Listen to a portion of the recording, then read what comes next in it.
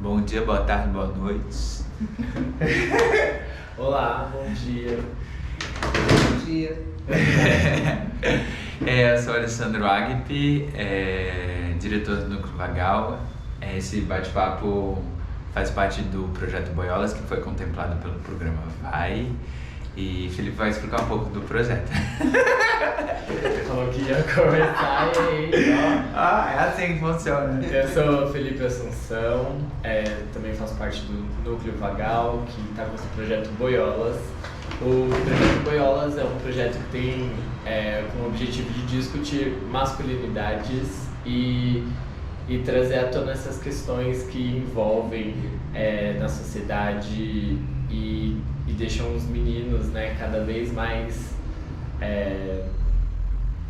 embrutecidos, mais embrutecidos. Os brutos também não. Hoje a gente tem a honra de estar aqui conversando para discutir com a gente esse bate-papo que tem o tema E Quem Protege as Nossas Crianças Viadas. A gente convidou hoje Cida Batista.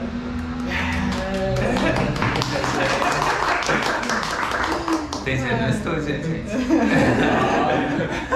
É um prazer estar aqui com vocês. Adorei conhecê-los, né? Sim. E vamos conversar. Vamos conversar. A gente hoje está aqui, ó, na cozinha. A gente tem um cafezinho aqui, então pode ficar à vontade, sinta-se. Obrigada. Sinta-se à vontade. E aí eu queria, pra gente iniciar, assim, pedir pra você se apresentar e contar pra gente um pouco do que você faz pelas nossas crianças viadas. Eu sou Cida Batista. Eu faço parte do coletivo da ONG, Movimento pela Diversidade, que não é mais um coletivo, nós nos tornamos ONG, sem fins lucrativos. E o olhar hoje em dia do Mães é para criança LGBT, né? O adulto, conforme vai crescendo, tem mais um meio de se proteger e de estar se sentindo mais. Mas a criança não, a criança vai para a escola, ela sofre uma série de coisas e por medo do que possa acontecer depois que ela conta, de ficar pior. E ela tem que voltar para aquele lugar. Então ela tem que ir e vir todo dia. Então é mais fácil omitir o que passa do que chegar e contar para os pais o que está acontecendo. Então o nosso intuito hoje em dia é que isso não ocorra mais. E que os professores, os orientadores, tomem uma atenção maior para isso. Sem discriminar, sem deixar que vire chacota, acolher a criança LGBT. É tipo uma espécie de formação com essas coisas? Eu acho que se o professor está preparado para poder entender essas questões, é mais fácil para um todo. Então eu acho que precisa ter, o orientador precisa ter as escolas em si precisam ter um preparo para poder saber lidar com o que acontece. E normalmente existem vários cursos, mas é para aperfeiçoar, para você passar ensinamentos. Mas isso... Enquanto matéria, né? Não enquanto relação, né? Exato. E eu acho que o principal, pelo menos a minha opinião, o principal é ele saber fazer com que as crianças saibam lidar entre si, se respeitar, né? Respeitar o espaço, respeitar o brinquedo, entendeu? Porque assim, se eu tô com brinquedo, acontece sempre, se eu tô com brinquedo, o outro quer e vem, bate, tira, e isso já não é legal. Então assim, eu acho que sobretudo ensinar respeito e amor, né? Que é coisa que a gente tem que ensinar em casa? Tem, mas a escola tem que colaborar com isso, tem que agregar isso de uma forma que a criança se sinta bem na escola e sinta vontade, porque a evasão escolar é muito grande. Porque é o primeiro espaço social que elas vão ter o contato fora de casa, familiar, isso vem né? do maternal em diante, né? E criança a gente sabe que não vem no rótulo quem vai ser. Não vem, tá aí, ó. Não na testa, eu sou esse, eu sou aquele, eu vou ser assim, eu sabe. Porque essa construção é mesmo, né? Por exemplo, eu pensando quando em 2000, porque eu tô na escola, eu não tinha essa coisa da internet, então eu não sabia quem seriam meus pares ali, quem eu poderia recorrer. Sim. Então, quem intermedia são esses educadores, porque se eu sou ali já podado de uma coisa que eu nem sei o que é, isso vai gerar essa camada meio interna. Sim, e cresce com trauma. E aí tem traumas de outras pessoas que elas querem, como se diz, implantar na gente, que eu acho que é uma das coisas piores, assim. Porque tudo se aprende, né? Tudo se aprende. Você vai na escola para aprender boas maneiras e seja lá o que for. Né? Mas nem sempre a minha maneira é boa para você. Exatamente. Porque existem essas outras formas. E eu acho que a escola é um lugar de aprender uma forma só. Sim. A escola é isso. Talvez se mudasse essa estrutura que só tem essa forma de pensamento, essa outra forma, a gente poderia lidar mais com essas outras relações, né? Outro tipo de relação. Sim. Né? Outro tipo de aprendizado. Né? Uma coisa mais humanizada, né? Não ficando só no eu preciso saber, porque você vai para a escola, você aprende. Você aplica o que você aprendeu na escola, mas na sua vida? Nem tudo. Naquela época eu acho que eu não lembro de nada. Eu lembro exatamente das relações que eu tinha. Assim. Porque o que você aprende? Você aprende a se relacionar, você aprende a viver em grupo, você aprende a dividir. Né? É isso que é o principal que tem que aprender. Né? Mas a matéria em si, que é ensinada, por exemplo, História do Brasil. Qual a história? Qual a história do Brasil que tá ali contando? São coisas que a gente aprende, mas no fundo, são coisas inúteis que você não aplica. Entendeu? É só pelo fato de você ter um diploma, ter se formado. Mas na vida prática, nada daquilo que você aprende na escola é usado, vamos dizer assim. Você é educado e a educação vem da casa, mas é um complemento da escola. Sim. Né? Tem uma... É difícil porque eu sinto que mesmo a gente que é educador infantil, eu tenho um relato de uma mãe, por exemplo, que ela fala que em casa ela é super aberta, super receptiva e ela nem... O que aconteceu não foi nem no sentido de achar que o filho é gay ou não, mas ela falou que o filho gostava de pintar as unhas. E ela falou que pra ela sempre foi ok, ela sempre pintava, inclusive a unha dele. E aí ela falou que o momento que ele começou a ir pra escola, isso acabou, assim. Então eu sinto que não importa o que a gente faça, né, a gente tem que lidar com uma sociedade que ainda continua quebrando o nosso ensino de formação mesmo, assim, humana, né? Sim. A gente forma, eu tenho esse trabalho com meu sobrinho também, meu sobrinho, ele como eu sou parceiro do Alê, ele também tá sempre com a gente, então ele começa a entender que nossa, são dois homens que vivem juntos, então como tá aqui, então ele dorme em casa, ele entende que tem essa rotina familiar também, que não tem nada de diferente do que ele vive na casa dele com a mãe. Mas tem essa esperteza, porque teve o lance da maquiagem quando eu quis que a gente tinha tinta, nem era maquiagem, era tipo tinta de... neon. Maquiagem artística. Artística, né? E ele falou, posso pintar aqui, mas não conta pro meu pai. Né? E eu fico pensando aonde surge essas... Aqui tá certo, mas lá tá errado. Porque o pai vai censurar, né? E vocês... Porque não é errado ali naquele ambiente. Então, essa coisa da escola, né? Por mais que você possa pintar a unha aqui, vai chegar num lugar que isso tá errado pra alguém. Sim. Então... E aí eu queria saber, a partir disso, como você lidou com o Caco, né? Que o seu filho, inclusive... Soube hoje que eles foram amiguinhos, né?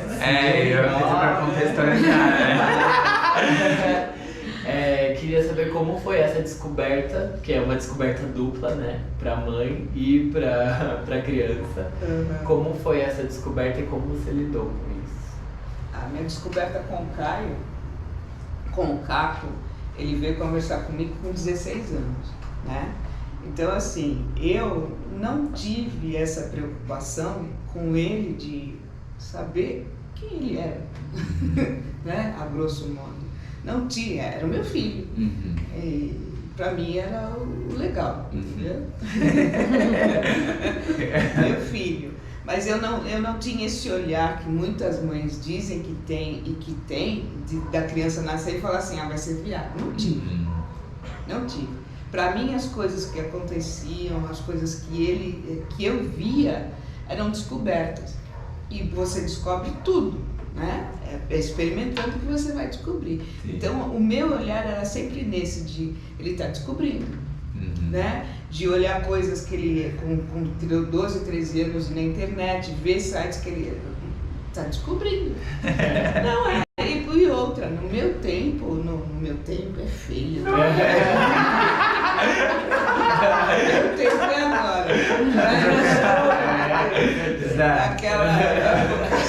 Não sei nem como falar. Também não sei. Mas enfim. Em outros tempos. Há um tempo atrás, legal. Antigamente é muito velho. Há um tempo atrás não existia internet para você matar suas curiosidades. Né? Você tinha que perguntar para os pais. O pai não respondia porque você não podia falar absolutamente nada. Né? Muda de assunto, não sei, né? Por quê, porque é, e pronto, acabou. Né? E ele tinha a possibilidade da internet. Então, assim, está descobrindo o mundo. Eu estava na retaguarda olhando o que era. Se fosse algo muito sério, algo que fosse me preocupar, eu saberia como fazer. Mas não tinha nada de ruim ou nada de censurado. Era uma descoberta. Para mim, tudo bem. Aí, com 16 anos, ele chegou para mim, ele já tinha contado isso para o irmão, para a cunhada dele, para minha nora, e uma amiga. A gente morava na casa da Jo, eu morava na casa de baixo e ela de cima. Então, o que ele fez? Ele se preveniu no seguinte aspecto: eu vou falar com a Jo, né? Se minha mãe me pôr fora de casa, eu vou morar com ela. Né? Tipo assim, eu não estou desamparado, não vou parar na rua. Né? E aí foi. Aí ele veio contar que ele, a princípio, ele era bi. Né? Mãe, eu sou bi. Tá. Né? Aí eu falei, eu preciso pensar. Porque assim, por mais aberta que você seja, por mais de boa, entendeu? A preocupação não é com o que o seu filho é com o que vai acontecer, né? É como é que a sociedade vai agir com ele. Sim. Ele sendo preto, pobre, estudando, ele estudava num colégio particular, no Colégio Assunção, que era só de riquinhos. Ele ganhou uma bolsa porque minha tia era freira lá. Tanto ele quanto o irmão tinham bolsa de estudos, até terminar os estudos.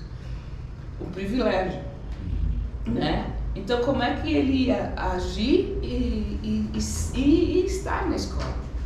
Então, assim, depois de muito tempo, eu soube o que ele sofreu nessa trajetória de chegar até me contar, entendeu?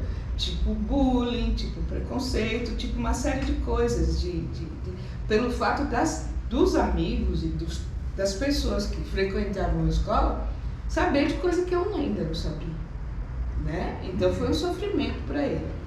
Aí quando eu vou dar uma adiantada e volto. Quando nós fomos há 15 dias no primeiro encontro LGBT, ele vira para mim e chora, né? Ele está chorando e eu pergunto o que foi. Ele falou assim, eu reclamei tanto da vida, do que eu sofri, sendo uma criança preta, só que hoje, que era aquele dia que eu não me lembro nem o dia, a data, você lembra da data? 19 de agosto. Agora. 15 dias mais ou menos, 20 Sim. dias. Ele viu que diante da periferia, diante de outras crianças negras, o que ele sofreu não foi nada. Não que ele desmereça a história dele, mas o sofrimento do periférico é muito grande e é muito diferente, né? Ele, como criança preta, ele foi privilegiado. Ele não passou por absolutamente nada. Nós tivemos uma vida difícil? Tivemos. Ele só tinha uma escola de diferente. Mas morávamos o quê? Morávamos no centro da cidade. Então, assim, a visão dele de vida, ele diz que é um marco do dia 19 de agosto para cá, entendeu? O que ele enxerga da vida dele. E isso foi muito importante. E, na verdade, ele não tinha nem sido chamado. Eu que sugeri. Posso levar? Posso levar meu filho? Aí a Lígia concordou. Porque eu acho que você acaba tendo intuições, eu acredito muito em intuições, de como você pode ajudar as pessoas, melhorar as pessoas, né? Fazer com que as pessoas entendam suas causas, suas necessidades. E foi isso. Agora, voltando ao... Eu acho importante demais falar isso, porque você acaba descobrindo coisas ao longo do tempo, pode passar o tempo que for, mas vai fazer você refletir e saber quem você é, na verdade, né? O que significa ser você, né? O que significa ser você, porque muitas vezes a gente só faz e não sabe nem por que está fazendo, ou muitas vezes você acha que está abafando, está fazendo tudo errado, né? Mas eu achei muito importante contar isso. Aí, o que aconteceu? Ele contou para mim que era bi, aí eu pedi um tempo. É assim, eu sou filha de LGBT, meu pai é gay, era gay, né? E meu pai ficou dentro do armário a vida inteira, ele não saiu, porque não tinha como, né? Papai conheceu, a minha história, vou contar por partes. Minha história começa Minha história começa assim, meus pais se conheceram, papai ia se formar e precisava de uma companheira para poder dançar valsa, aquelas coisas que tinha antigamente. Ele era dançarino? Meu pai era. Meu pai teve uma escola de samba, meu pai teve centro de umbanda. Tá bem. Né? E aí ele precisava de uma parceira para dançar a valsa com ele na formatura. Aí surge, por o intermédio de uma amiga dele, minha mãe, né? Não se conheciam, se conheceram naquele dia. E foi assim, em 3 meses eles já tinham namorado, casado e minha mãe estava grávida. E aí surgiu essa pessoa que nos fala. Mas desse dia em diante, a vida do meu pai foi muito perturbada. Por quê? Porque ele já sabia que era gay, ele tinha toda a consciência, mas ele não podia falar, né? E ele casou, sabe, intriga de família? O filho nasceu, né? O filho nasceu, não sei o que, eu nasci a cara dele, não tinha como negar, pareço muito com meu pai. Mas a gente não tinha uma relação, nós fomos nos relacionar como pai e filho 3 meses antes dele falecer, eu tinha 14 anos com isso. Mas foi uma vida assim, de eu prestar atenção e ver o sofrimento que ele tinha. Meu pai sempre foi uma pessoa muito depressiva, na época não se falava em depressão porque ninguém tinha essa noção do que ia ser depressivo, mas ele vivia na fossa, era o que se falava antigamente, né? Era uma pessoa muito triste, muito na dele, muito reservada, e ele encontrou na bebida um meio de extravasar, de poder, sabe, tipo assim, eu não posso falar, mas eu vou beber, né, para poder engolir, eu imagino isso, para poder engolir as questões dele, de não poder ter sido quem é. E nessa ele se tornou alcoólatra, ele era um contador, a princípio, né, quando ele se formou, contador negro, era muito difícil. De 6 filhos, de 6 irmãos, ele era o único formado, né? Então, assim, teve pessoa que costurava lona na zona cerealista, aí eu tenho uma tia que foi freira, hoje eu tenho uma única tia que casada, também de família, e o meu tio que também não tinha, era profissão comum. Então ele na família era o destaque. E isso fez com que deu algum problema? Não, que ela vai fazer. Ela paga sozinha. Então dá pra cortar, né? Não é nada. Tá gravando. Então, aí fez com que ele fosse, né, o destaque da família, né? O filho que deu certo, vamos dizer assim. Tinha essa cobrança, tinha né? essa cobrança. E meu pai sempre morou com os pais dele, com os meus avós, que foi minha avó. Eu fui criada pela minha avó, mãe dele, né? E sempre foi aquela coisa de ser o esteio da família. Então ele sustentava meus avós e tal. Quando meu avô morre, ele se vê numa situação apertada porque ele teria que se tornar o chefe da casa. Só que na época ele já estava embriagado e num vício muito forte de delírios trêmulos, entendeu? Então ele não tinha condições de arcar com absolutamente nada. E a severa na bebida, entendeu? Tipo assim, o que eu vou fazer? E a minha avó toma a frente da coisa. E morava uns tios meus no fundo da casa, era uma casa com uma edícula, eles moravam na edícula. E sempre havia a conversa da cozinha, como a gente está a conversa na cozinha em que se ouvia a minha tia falar: Cidinha é viado, Cidinha é bicha, né? Mariquinha. Olha o jeito como ele senta, olha como ele porta. Olha, sabe? Ela estava preocupada com os trejeitos do meu pai, mas o que o meu pai foi, o que ele fazia, estava pouco se importando, entendeu? Mas a preocupação dela era espalhar para todo mundo que ele era gay. Sua tia? Minha tia.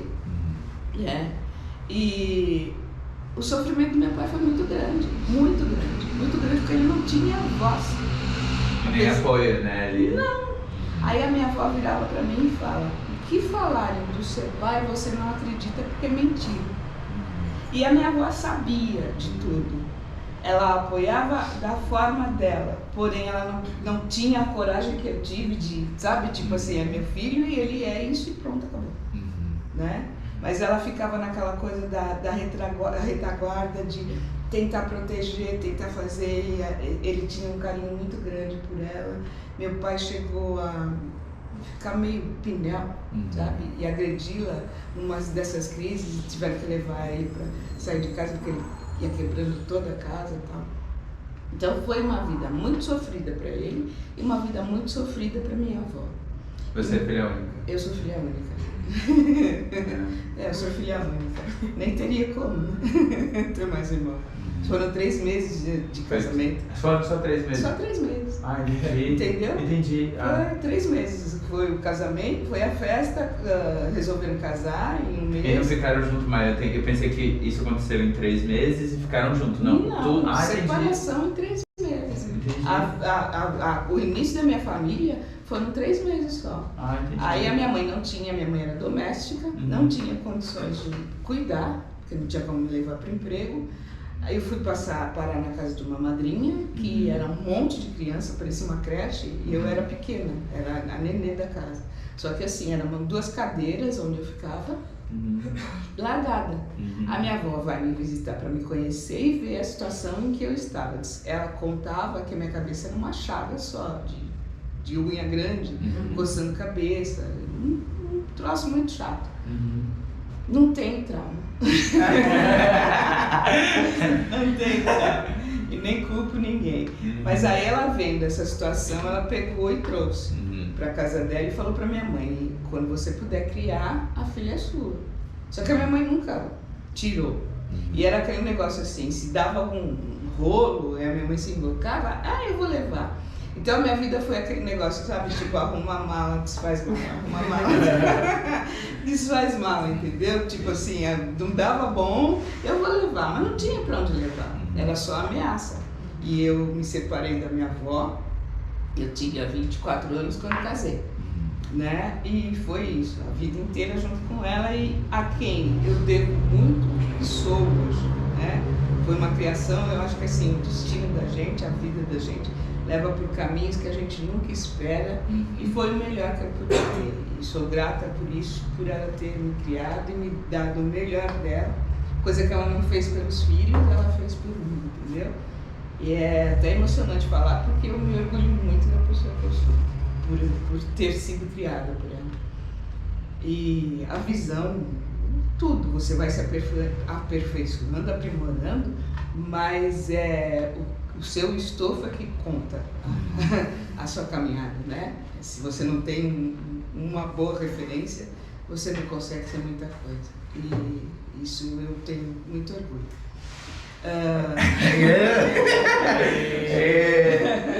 Eu ia te perguntar meio que isso mesmo, assim, porque normalmente em toda a sua fala não culpa ninguém mesmo, e tipo, tem essa leveza, assim, que é muito bonito de ver mas mesmo, não assim. tem culpa, né? Mas é que a gente né? A gente tem uma criação que alguém é culpado, que tem que culpar alguém, e é muito leve de ouvir e sentir que, tipo, Não, foi um período. Se você pensar, eu penso assim, todo mundo dá aquilo que tem, você não consegue dar além. Então o que eu recebi era o máximo que podia me dar, né? E hoje eu tenho que fazer o máximo para dar para alguém. Então não só para meus filhos, tanto para as pessoas que me servem. Porque você se torna exemplo, você, né? É uma referência. Então assim, você podendo passar leveza, para que você vai passar peso? Né? Porque eu ia te perguntar isso, como você chegou nessa ONG, que hoje é uma ONG, assim, qual foi o caminho que... O Caio já tinha falado para eu entrar no grupo, para ver no Facebook, eu nunca me... Não achava que tinha necessidade. Eu estava resolvida com a minha questão com ele. Aí o Caio trabalhava numa agência de publicidade e tinha uma campanha para o Dia das Mães. Aí foi e tal, não sei o que, aí me perguntaram para ele se ele se importava de eu fazer parte e contar a vida dele nessa campanha. Aí ele perguntou, você quer? Eu falei, eu queria uma coisa, você topa? Querer eu até quero, mas eu vou contar sobre sua vida. Então é você que tem que saber se eu posso falar ou não. E toda vez que eu vou falar, eu peço autorização para ele. Né? Porque é a vida dele, né? Apesar de eu ser protagonista da história, mas a vida é dele. Então é ele que tem que me autorizar a falar ou não. Eu não vou abrindo a boca e nem tirando ninguém, né? Do seu cantinho. Inclusive estar aqui hoje foi com o consentimento dele de falar sobre ele. E aí o que aconteceu? Foi feita a campanha Mãe Sem Culpa. E eu contei da história, da trajetória do Caio. Isso foi, assim, um estouro, né? Foi uma coisa que, por muito tempo, isso foi veiculado e as pessoas me procurando. Muitos filhos, sabe? Tipo, mensagens no meu Facebook, procurando, eu queria que você fosse minha mãe. E até quando eu fui pra parada, aí o que aconteceu? Com isso, eu fui chamada no Mães pela Diversidade e ela estava próxima, perto da parada LGBT. Então, quando eu subi no carro e as pessoas me viram, era assim, olha a mãe da Avon, olha a mãe da Avon. Eu fiquei conhecida como a mãe da Avon. Mas, na verdade, o Caio, na época em que foi isso, foi em 2015, tem 5 anos, o Caio já não era mais uma pessoa que precisasse de mim na retaguarda, que precisasse da mãe, entendeu? Porque ele já estava formado, ele já sabia exatamente o que ele queria, né? Ele já tinha a formação dele de que eu sou isso, pronto. Eu acho que o amparo da mãe chega num ponto que ela tem que, né? A galinha tem que fechar a asa para o pintinho poder voar, seguir, né? Não dá para você ficar de protetora. Tá na retaguarda, qualquer coisa que aconteça eu tô aqui, mas a vida é ele que tem que experimentar, não sou eu, né? A vida de cada um.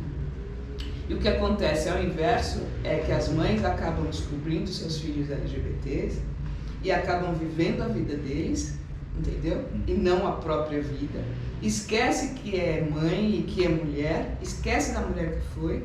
E eu sempre digo que você só pode ser mãe de alguém e principalmente de mãe de LGBT quando a mulher sobressai. Porque a mãe, né? A mãe não tem que ter. Porque a mãe é aquele negócio, o conceito que se tem de mãe hoje em dia é da Maria, né? Maria Santíssima, não peca, né? Não vive, né? Aquela coisa assim, é santificada. E mãe não é santificada. Eu acho que assim, tem que quebrar esse negócio de que, sabe, mãe pode tudo. Mãe erra. E muito. Né? Porque filho não vem com um manual de instrução de como é que você tem que fazer. Exatamente. Né? Regra. Não, mãe erra. E erra, e quando erra, a consequência é o filho. E é saber admitir isso. Filho, eu que não dei certo aqui. Né? E não ficar naquele, eu ensinei, mas ele não. Mas ele não. Né? Essa responsabilidade, né? E acaba sendo um peso muito grande para uma mulher ter que ser a mãe perfeita, porque não existe perfeição. Né? Você tem que ser a mãe perfeita em função do que foi ensinado, mas na prática não é isso. Por que o pai pode errar? Né? Por que o pai pode errar e a mãe não? A mãe tem sempre que estar certa, a mãe tem que sempre que estar ali. E outra, filho enche o saco. Porque também Mas não é fácil. Porque assim, eu sou mãe. Aí você coloca um pano branco e fica assim com aquela cara, que maravilha. Não é, gente. Não Porque é uma responsabilidade compartilhada. Né? Lógico. E eu queria também fazer essa pergunta, assim, entender essa responsabilidade. Você até comentou um pouco antes que tem alguns pais se aproximando do Mães pela Diversidade. Tem. Agora quando eu entrei no Mães, era só mães, né? Os homens eram muito difíceis, aqueles que participavam, mas hoje em dia está aberto aos pais. E tem muito pai entrando. O que eu acho necessário, sabe? Para quebrar essa coisa da responsabilidade, ser só da mãe, se deu certo muito que bem, se deu errado, a mãe que tem culpa, entendeu? E ninguém tem culpa de absolutamente nada, né? Ninguém tem culpa de nada e ninguém é responsável por nada. A vida acontece, né? E isso você fazendo o seu melhor, como você não fazendo nada, a vida vai acontecer. Então não tem essa de o culpado, o filho é dos dois, então os dois que assumem, né? Um papel de pai e mãe. Não é fácil? Não é fácil, mas assim, não adianta você largar, sabe, tipo assim, tá com defeito, top você. Vai. Né? Porque normalmente é isso, não deu certo. Pai é muito essa coisa, não deu certo o que eu imaginei, é seu. Porque a expectativa é uma projeção, é uma... Sim, você tem um filho, você já faz o castelo todo de quem vai ser, de como vai ser, do que vai estudar, e não é nada daquilo. Não é nada daquilo. E quando faz, é uma coisa que a pessoa se sente obrigada para satisfazer o pai e viver infeliz o resto da vida. Né? Porque você pode muito bem você seguir a profissão do pai, seguir não sei o quê, para satisfazer. Meu pai idealizou isso para mim. Só que eu idealizei o quê para mim? Né? O que é que eu quero ser? Quase viver pro outro, né? Claro. E aí a gente não tem contato com essa essência da pessoa, assim. Sim, e você no fim das contas acaba vendo que você levou uma vida em função do seu pai, do ideal que ele teve, que ele não conseguiu fazer, mas projetou em você que você ia ser aquilo que ele queria ser. Como se fosse uma extensão, né? E só que você não vai ser aquilo que ele queria ser, porque é você, e não foi você que escolheu. Eu sinto também que tem uma pressão, assim, como você contou do seu pai, né? Que ele foi o primeiro da família a ter uma formação, né? Uma profissão. Eu sinto que isso também é uma pressão que a gente tem, apesar da LGBT, eu acho que geralmente são pessoas que pensam muito fora da caixinha e por isso acabam sendo protagonistas e acabam sendo primeiras em muitas coisas. Mas eu também sinto que isso acontece porque é uma carga que a gente tem de responsabilidade de tipo, olha, eu já tô dando um desgosto aqui, então eu preciso dar um compensar ali, ó. Pra compensar. Vocês ficam triste. Vocês tinham mandado um estudo que era isso, né? Que era a síndrome do filho perfeito. Porque se você já é LGBT, você tem que ser muito bom pra compensar, assim, sabe? Sendo preto, então. Exatamente. Exatamente. Sendo preto, então isso triplica, né? Exato. Porque tudo pra nós, negros, se pro branco tem um valor, pra nós tem dobrado ou triplo.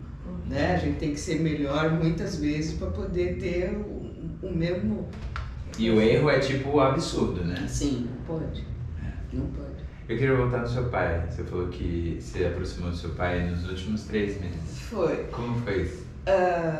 Eu tinha... 14, você disse. Quando ele morreu, eu tinha 14 anos. Então, assim, papai me ensinou a dançar, né? Ele era professor de dança e tal. Então, de vez em quando tinha uns bailinhos de garagem, né? Em casa. Então, eu sempre dançava com o papai, mas papai era uma pessoa distante. Até que eu acho que o meu jeitinho, acabei cativando ele, porque ele era uma pessoa assim, ele me dava presente, mas assim, no mais ele só me repreendia. Que era para eu ter uma mágoa muito grande do meu pai, porque meu pai, assim, o repreender ele era virar um tapa na minha cara, né? Então eu apanhei muito na cara, muito na cara dele, sabe? E eu vejo, hoje em dia eu consigo entender que era tipo assim, toma vergonha, né? Na cabeça dele. O tapa seria algo assim, ou desperta ou acorda. Nunca vi por um lado, quer dizer, eu acho que com 64 anos você consegue muito bem compreender como foi a vida de uma pessoa que não pôde ser quem era e relevar muita coisa que aconteceu. E eu acho que isso para mim é muito significativo, porque senão eu vou condenar meu pai o resto da minha vida. E ele foi uma pessoa infeliz demais para eu, né, desejar que ele não foi legal. É um cuidado, né? Sim. É um cuidado que você tem ali dessa Sim, memória, né? Eu acho que pra mim não foi um pai herói, né? Como, ai, meu pai e tal, não sei o quê. Mas foi um homem muito sábio, um homem sofrido que passou, mesmo assim, no subliminar, o que era importante, entendeu? Mesmo não falando, mesmo não agindo, mas assim, o prestar atenção nas atitudes dele, nas coisas dele, me fez crescer, entendeu? Me fez enxergar a vida por uma outra forma, junto com a minha avó. Sabe? O sofrimento que ela teve, as coisas que eles passaram juntos, entendeu? Então, assim, hoje em dia eu enxergo, eu não criei trauma, né? Sabe? Eu preciso fazer análise por causa disso, eu preciso fazer análise por um monte de coisa. Menos por isso, eu preciso estar com um psicólogo, entendeu? Não é uma coisa que eu não vou acarretar essa peso na minha escola, já tem muito peso para ficar mais um. E esse daí, se eu for mexer muito, deixa eu contar uma história interessante. Eu fui procurar uma psicóloga, né? Eu queria uma psicóloga preta, não veio ao caso o nome da pessoa. A primeira coisa que ela me perguntou é assim: quem é você? Eu falei, eu estou tentando descobrir, né? Não sei dizer exatamente quem eu sou, mas estou tentando descobrir. Um dia eu sei quem eu sou. Ou nessa ou em outras vidas eu vou descobrir quem eu sou. Aí ela fez assim: como foi sua infância? Aí eu contei o fato da minha avó me criar, não sei o que, apanhei, né? Não era hoje você sentar e conversar com a criança 3 horas para fazer a criança entender, que não resolve. Né? Que não resolve. Muitas vezes você fica ali falando, ela para de ouvir, acabou, ela vai fazer a mesma coisa, né? Porque é experimentar. Né? É experimentar, falar não adianta. E apanhei. Parece que chegou alguém. Tá. Acho que é a Adriana. Apanhei da minha avó. E. Vem aqui. Vou aproveitar, né? Pegar o celular. Convidado. A Adriana também faz parte do Periferia Preta. Ela tava no vídeo. Ela tá? Ela que tava no vídeo, lendo as cartas. Que legal. Que legal. Aquele vídeo é muito Mas lindo. cheguei. Oi, gente. Vamos ter café? Tem café. Vou acabar de contar. E apanhei, imagina. Tá todo mundo em casa. Aí ela virou pra mim e fez assim: a sua avó não foi levar com você. ela te batia. Ela queria colocar na minha cabeça que eu tinha tido uma infância péssima pela mãe, sabe? Que eu sofri, que eu tinha que pôr aquilo pra fora, porque, sabe? Tipo assim, falei, não vai adiantar, eu não sinto isso. Tá querendo cutucar uma ferida que não tem chaga lá dentro pra você sangrar. Ou fazer uma outra releitura que é dela, né? Pois é ela que tava com Ela que problema tá com com a a relação. interpretação. Com a sua a inversa, que aí você se tratando dela. Aí eu falei assim, não vou fazer nada com ela. Porque ela tá querendo me dar uma causa aí que eu não vejo. Não tenho isso. Pra que eu vou ficar, sabe, com alguém falando, olha, mas ela fez isso. Olha, aí criando, você desenvolve o ódio nessas alturas. Né? Você não tem, mas acaba desenvolvendo, porque a minha visão é uma, pode ser poética, pode, mas é minha. Deixa eu viver assim. E pra mim tá bom. Né? Do que ver a maldade é muito forte de quem acaba querendo te colocar no trilho, sabe? Numa tipo, caixinha. envenenar, né? Tipo assim, mas você não tá olhando pra isso. Não é questão de não estar olhando. Eu fico. Vou entrar. Tá bom.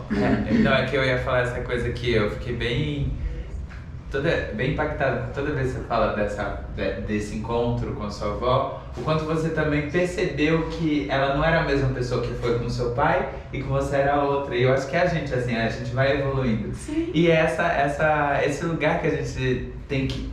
mas que você falou também do seu pai, que o seu tia falava, mas ele é tal coisa, e a gente vê o todo como se a gente fosse estagnado num lugar só. Como se a gente tivesse que... Eu sou assim, vim aqui pra isso e vou morrer assim. Isso é horroroso, é super violento. E a gente não tem oportunidade de errar e acertar, porque é só um modo da... Eu tô bem emocionado com essa leveza mesmo, e gentil, generosa, assim. Não é até estranho, né? Eu sou assim. Então eu amei isso, porque por isso que eu fiquei assim, curioso, como você chegou nesse lugar. Eu não consigo levar essa coisa pra... Eu fui uma criança muito observadora, né? Então assim, o que eu tinha era a família para observar. E a minha avó sempre falava assim, a gente tem que fazer o melhor, né? Então o melhor que eu podia fazer por mim naquele momento era não reproduzir a mesma coisa que eu achava ruim. Né? Por que eu vou ser igual? Então vamos lá para fazer alguma coisa diferente para mim. Né? Eu não vou viver nesse sofrimento de que, sabe, fulano tem, ciclano... Pra seguir esse ciclo, né? Por quê? Bobagem. Eu tô olhando assim, embora não tendo noção exata da coisa, mas você sabe dizer o que é certo e o que é errado. Mesmo criança. Você tem noção do que é certo e o que é errado, o que é bom pra você ou o que não é. Então por que você vai seguir um caminho que não está sendo bom pra ninguém, que você está vendo conflito dentro de casa? Né? É melhor você fazer o seu, faz o seu. Não é? Eu acho que, tipo, é o melhor poder, assim, de tipo... Não, que eu falo assim, eu sempre falo, essa maldade tem que acabar aqui, eu não posso alimentar ela pra frente. Mas cabe a você. Tá? Exatamente, né? Eu também acho que esse lugar, assim, de tipo, senão a gente fica com esse peso a mais. Você assim. vai remoendo e você vai carregando mágoa que não é sua. Que não é sua, e é de um outro tempo, de uma forma que eu lidava com isso. E que as pessoas lidavam que pelo fato de conviver se acaba. Por que existe tanta maldade, né? Porque a pessoa vai alimentando aquele ódio e vai passando de geração em geração. Se você pode quebrar aqui, acabou o negócio. Exatamente. Né? Não é? Eu acho, Casa, perdão, fala. Eu tava tentando ver se eu conseguia encaixar de novo. Mas eu acho que eu fiquei pensando aqui que tem aquela música do Racionais, que é 12 de outubro, que eles dizem que eles saem de um show e encontram umas crianças no Dia das Crianças e elas estão tipo, um deles tá meio chateado porque ele tomou um tapa na cara da mãe. E aí ele diz assim, e aí ele tomou um tapa porque ele xingou a mãe, e ele xingou a mãe porque a mãe não deu um presente pra ele no Dia das Crianças. Ele, cara, todo mundo ganhando presente, aí eu não ganhei, né? E aí o próprio Mano Brown, ele fala assim, cara, que doido, né? Porque, tipo, isso gera um ódio na criança. Ele tomou um tapa na cara no Dia das Crianças. O que constrói isso, né? A mãe não ter o presente, ela queria ter... é uma condição social, assim, que vai transformando aquelas pessoas. E aí eu acho que isso que você está dizendo de não culpabilizar o indivíduo, né? Não culpabilizar a sua avó ou culpabilizar o seu pai porque estavam vivendo coisas, enfim. É a gente entender que essas pessoas elas são frutos de um contexto que vulnerabiliza elas, que torna elas violentas. E, tipo, isso não é desculpa, obviamente, para nos dias de hoje as pessoas fazerem as mesmas coisas. Mas é só a gente dar as devidas proporções, entendendo, né? O que é do indivíduo, que é muito difícil de separar, e o que é uma questão social. Mas eu acho que é isso, com 64 anos eu espero conseguir uma meta. Eu acho perfeito, é isso.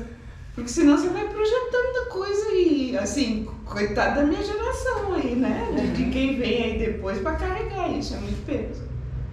Mas dá pra fazer um link porque tanta LGBTfobia, assim, por causa dessa coisa de culpar de você fazer algo que é errado pra quem?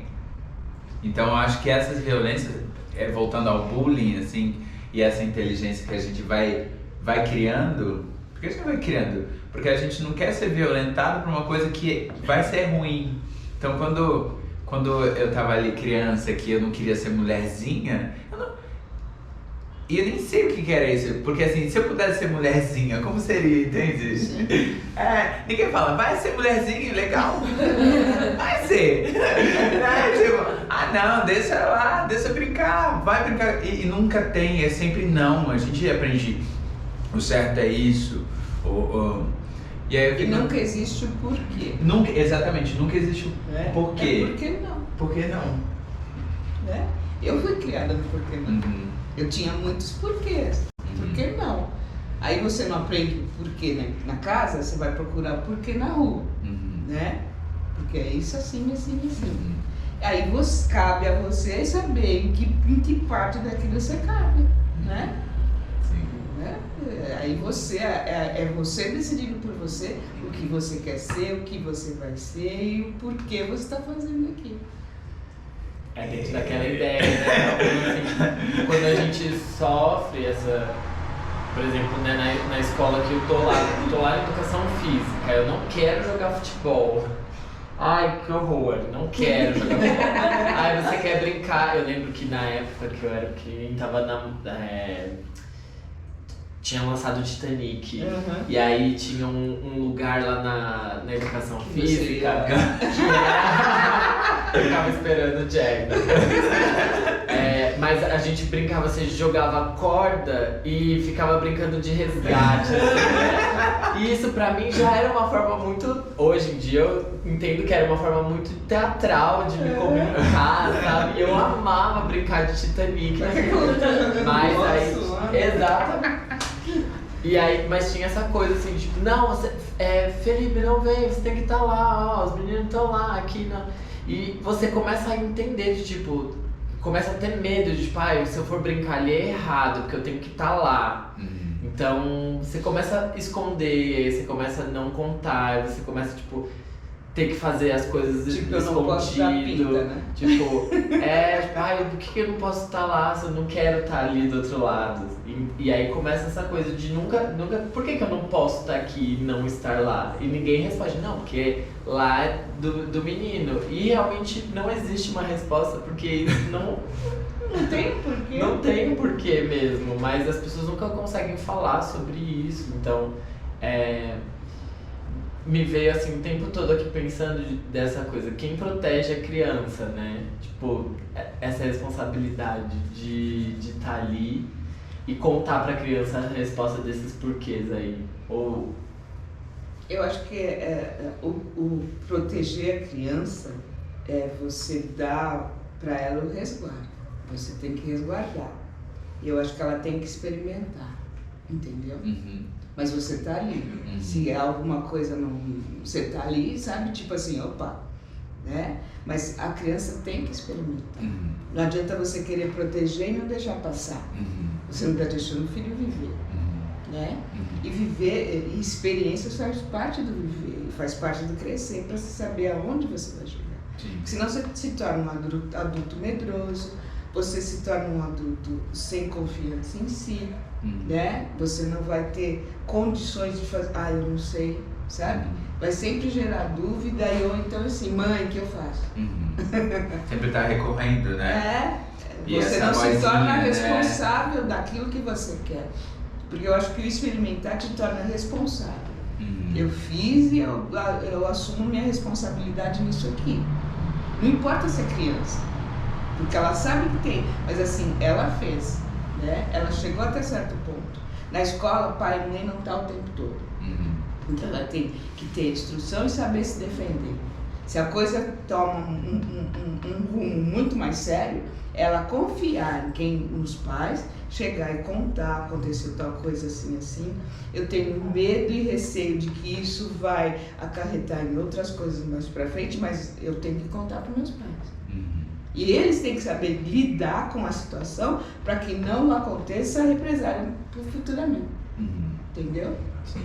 Então eu acho que é a confiança que você dá pro filho de que assim, você não vai repreender se ele fez uma coisa errada, você vai ensinar e você vai mostrar o que é legal e o que não é fazer. Entendeu? Para ele adquirir confiança, porque se tudo ficar assim, não pode, não tá certo, não sei o que vão falar, por que você fez, sabe? Eu nunca vai ter confiança. Se eu for falar na minha casa eu não encontro apoio, o que eu vou fazer? Né? Eu acho que o apoio tem que estar dentro de casa. Você não pode extrapolar, a mãe tem que saber o limite até... Eu acho que assim, eu criei meus filhos com limite, até que pode. Daqui pra frente, não. E se for, a gente vai junto pra ver no que vai dar. Entendeu? Né? Porque assim, depois fica assim, minha mãe deixou. Responsabiliza. A culpa fica sua. Né? Mas quem que tentou? Né? Você sabia que o teu limite era até aqui. Por que você foi? Né? Então, já que é pra ir, vamos junto. Porque aí a culpa é dividida. Se der merda, Compartilhada. tanto você quanto eu erramos. Eu sou responsável, eu sou, mas eu também erro. Então não... Porque aí acertar, ninguém dá os créditos, claro né? Não. Os devidos créditos não vem quando acerta. Só vai lá. Você errou. Fica com o negócio, você errou. Eu não falei que não era pra fazer assim. Eu tenho a imagem que quando eu ia pra escola, eu morava, sei lá, 2 quarteirões, pequenininho. E a galera fica muito, sei lá, sua mãe deixa você vir só. E é um momento da minha vida que eu sempre lembro que tinha assim, eu ia só, era tipo entre 6 e 7 horas. E porque as mães dos meus amigos chegavam assim, e falavam, sua mãe não vai vir não? Não. E eu ia embora, assim, e eram pessoas que moravam muito próximo, tipo, a mãe morava ali. E aí eu acho que isso gerou uma confiança, porque exatamente isso que você disse, eu posso ficar na rua até às 7. Aí você não podia falar, mãe, posso ficar até 7h15? Isso cria responsabilidade, assim. E aí eu acho que isso faz, até hoje eu tenho esse lugar que eu imagino, assim, que a minha mãe deixou eu ir, porque gera essa confiança, porque aí você fala assim, se deixou eu posso, né? E aí, porque aí quando também falar não, porque eu tinha os amigos que não podia, você fala assim, mas por que não pode? E aí a gente usa a resposta. Você fala, mas não tem nada demais, a gente vai ali. Não vai. Mas às vezes a mãe fala não vai por simples implicância. Não tem motivo. E aí, eu fiz que você vá, pronto, acabou. E aí isso gerou pra mim essa responsabilidade de não ter tanto medo, assim. Mas eu percebo que quem tava ali comigo na mesma geração, tendo essa mesma rotina, era uma coisa assim, dessa pressão. Sim, e outra, a pressão gera com que você não adquira, a mãe não tem confiança naquilo que ela passou, né? Ela não se garante naquilo que ela ensinou, e por conseguinte o filho também não vai se garantir se ele fizer alguma coisa errada. Né?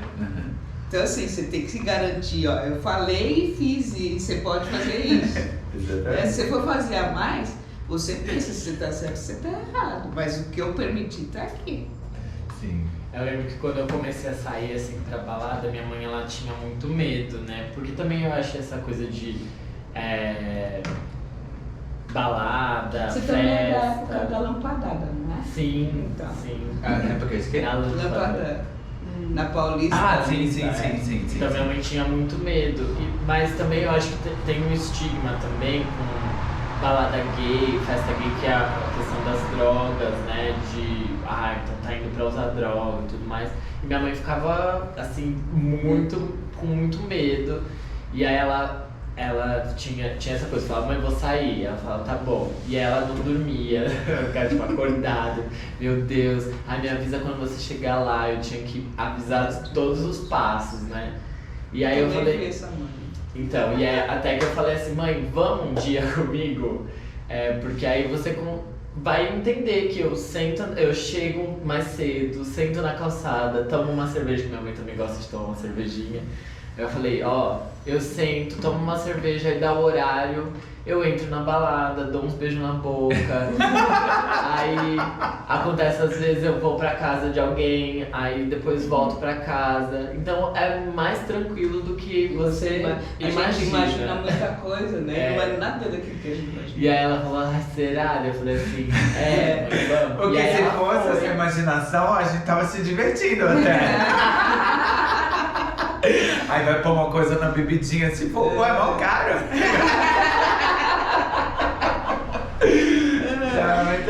Eu fui essa mãe de não dormir à noite, até entrar no Mães pela Diversidade, entendeu? Tipo assim.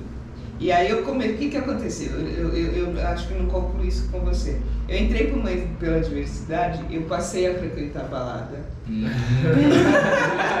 Porque aí eu entrei num coletivo chamado A Revolta da Lâmpada. Sim. Né? Eu fiz parte desse coletivo e ele tá meio que parado, mas assim, faz parte da minha descoberta como mulher preta, como eu posso ser quem eu sou, e me fez crescer também em todos os sentidos, e isso eu já tinha uma certa idade. Né? Isso tem uns 5 anos, 6 anos. Não, menos que isso. Acho que foi em 2014, 2015. Tem mais. Não tem mais. Mas... vai fazer 8. A gente não conta o tempo da vida. Acho que foi por aí. Eu entrei para esse coletivo. Então eu saía pra balada e o Caio ficava em casa.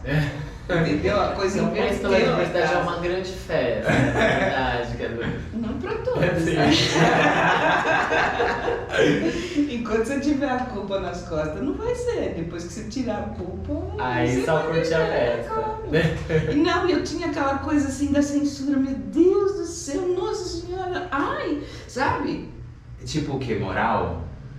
Não era nem moral, era bobeira minha, sabe? Tipo assim, nossa, meu filho faz isso. E a cabeça imaginando, não era nem que eu tava vendo, a minha cabeça imaginando coisas, né? E hoje em dia não tem mais isso, sabe? Mas é pra cortar o que eu vou falar. Só pra cortar não posso expor em público, promete. Esse aqui vai entrar agora? É. Eu prometo. Então faz, cortou. Cortou. Pelo amor de Deus. Eu não tô vendo. Não pode. Boa tarde, depois do intervalo.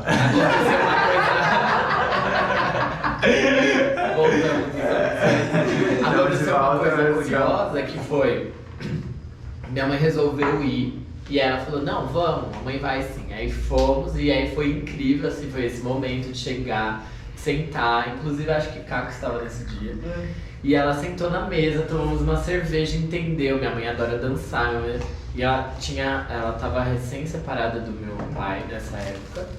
E aí aconteceu que minha mãe beijou mais do que eu.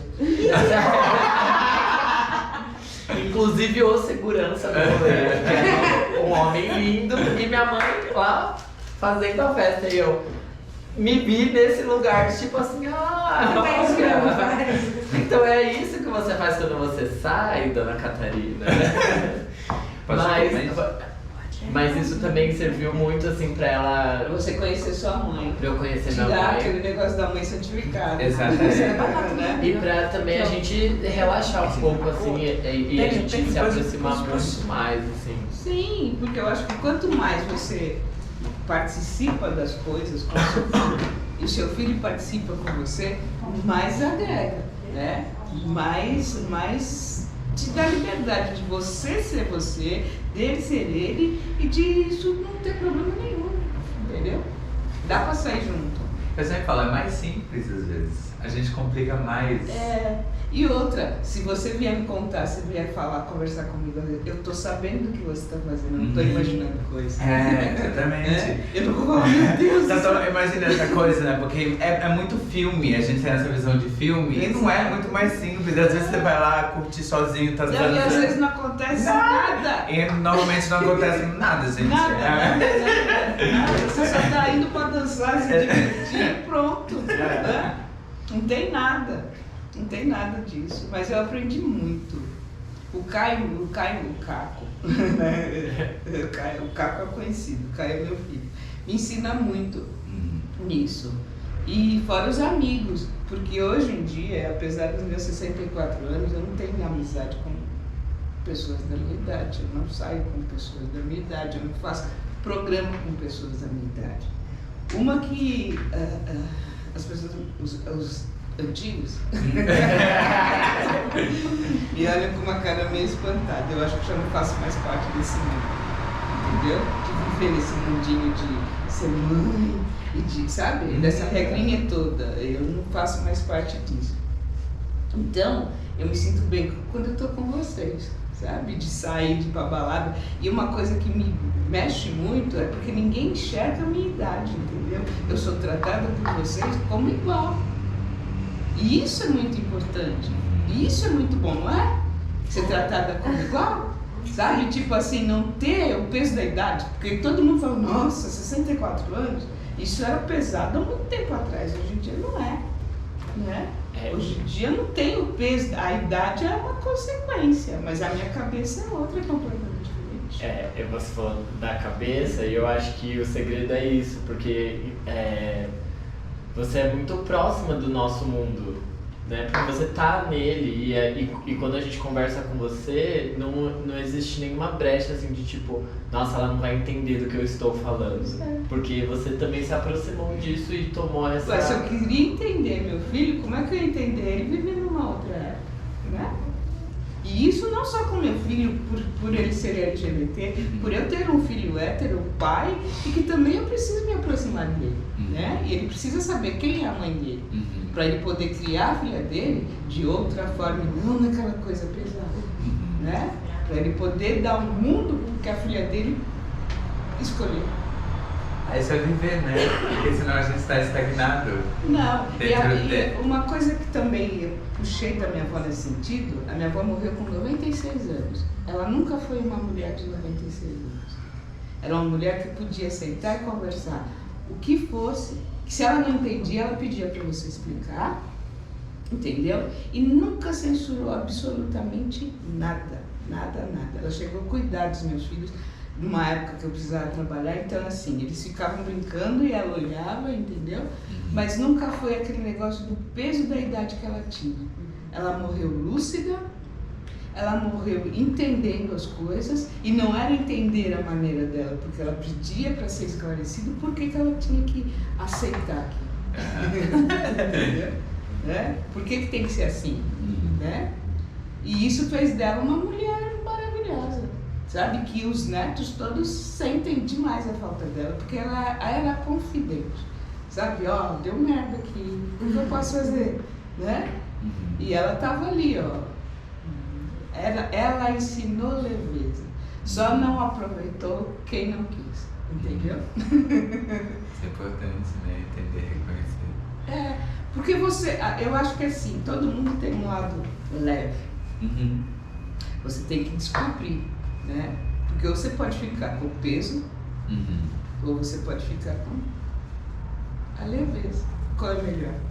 Você já tem sua cruz, né? Uma coisa que eu vou contar rapidinho. Uma vez, eu sou espírita.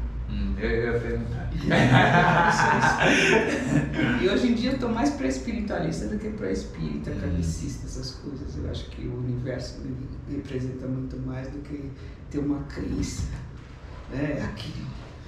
E tinha uma palestra que falava assim, agora vocês escolhem uma pedra para vocês colocarem seus problemas. Né? Tá. A enorme que tinha, né? Peguei e escolhi uma pedra enorme. Agora Agora vocês peguem essa pedra para levar e para jogar em tal lugar. Cadê que eu conseguia pegar minha pedra? O peso era muito grande, quer dizer, eu que escolhi o peso. Eu podia ter pegado o pedregulho, não era a pedra. Seja lá qual for. A gente que carrega o fardo que quer. O fardo é inerente a sua, seja grande ou pequeno. É que a gente sempre tem a ambição de que as nossas coisas são menores. As outras não, mas problema pra mim é grande. Tem que ser grande, porque senão não vai ser meu problema, né? Eu já fui grande, toda chuda criada. A gente tem o hábito de carregar essas coisas, né? É um ensinamento. É um ensinamento. É o hábito de, tipo... É o valorizar coisa que não tem muito. A gente tem que desaprender isso, eu acho.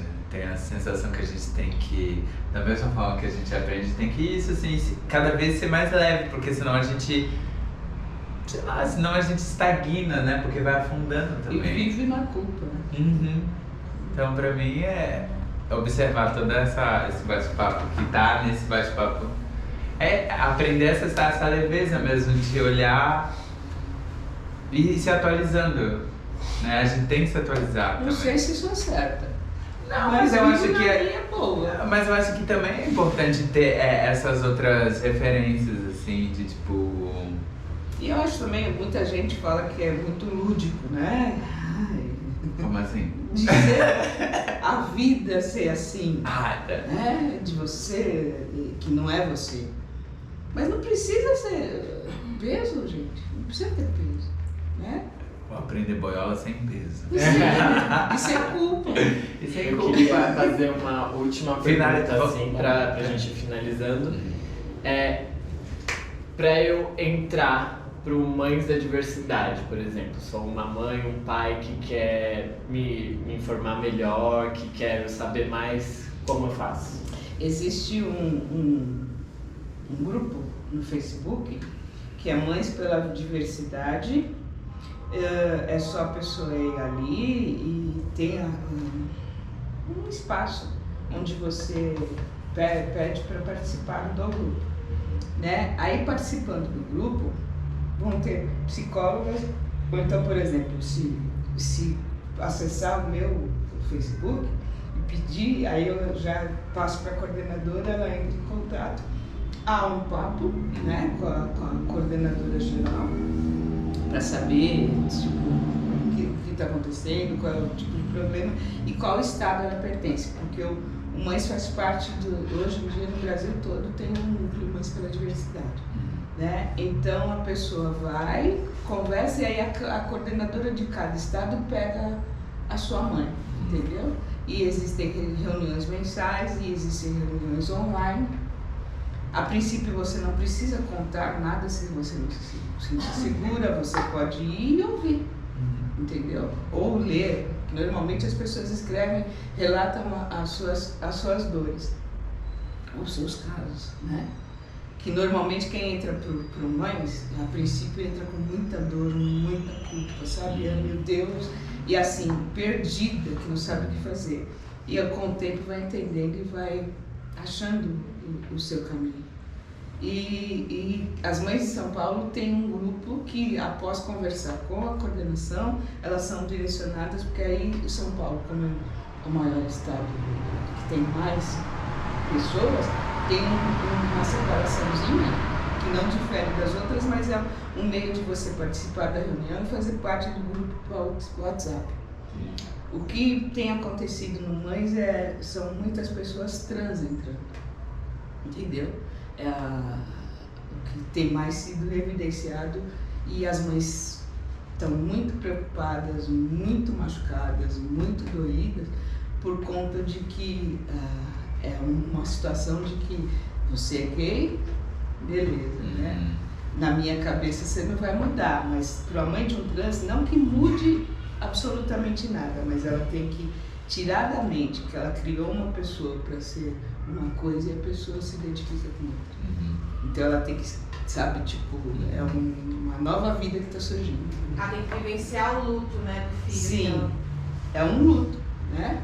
Então ela tem que deixar esse para existir o outro.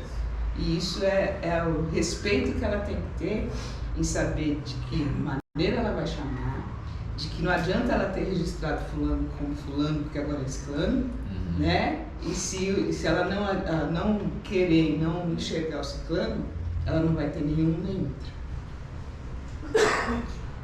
E eu queria ver se alguém tem alguma pergunta para fazer aqui no estúdio, produção. Alguém tem alguma pergunta? Ninguém tem internet. Não, foi mais que suficiente ouvir a Cida falando. Ótimo. Eu não tenho nenhuma pergunta. Perfeito. Então eu queria agradecer muito a sua participação no projeto. Quem agradece sou eu. Muito Pela obrigado. oportunidade, por poder mostrar um pouquinho de quem eu sou, né? E que viver é muito bom. Nossa, daria pra gente ficar aqui conversando a tarde inteira. Eu ficaria, ó. Mas A gente pode ir em casa um dia desse. conversar. Ótimo. É muito bom ter você por perto. É uma energia assim incrível. Não me admira que as pessoas peçam para ser sobre os seus filhos. Queria fazer. Eu fiquei com muita vontade de fazer um encontrão assim, com várias mães. Né? Queria muito que você pudesse também conhecer minha mãe e fosse um lugar de conversa. Também queria salientar muito assim, que o lugar de cuidado com a criança é uma responsabilidade compartilhada. Sim. Pra gente também tirar um pouco desse peso em relação à mulher, em relação às mães, em relação aos responsáveis Sim. diretos, né? Que é um lugar muito de compartilhamento. Assim. Que os parceiros tenham consciência, seja lá como for, porque hoje em dia não existe mais a família homem e mulher, né? Exatamente. E muitas vezes numa família de gays, por exemplo, a responsabilidade não é só de um, né? É de ambos. Então, assim, são os dois que têm que criar, são os dois que têm que viver, são as duas que têm, entendeu? Né? Não tem essa coisa assim, a responsabilidade é de um, é de todos. Agradecer, gente. Quem agradece sou eu, pode ter certeza que quem saiu melhor daqui fui eu e não vocês. É isso, gente. Até o próximo bate-papo e muito feliz. Contou? Obrigada. Nossa,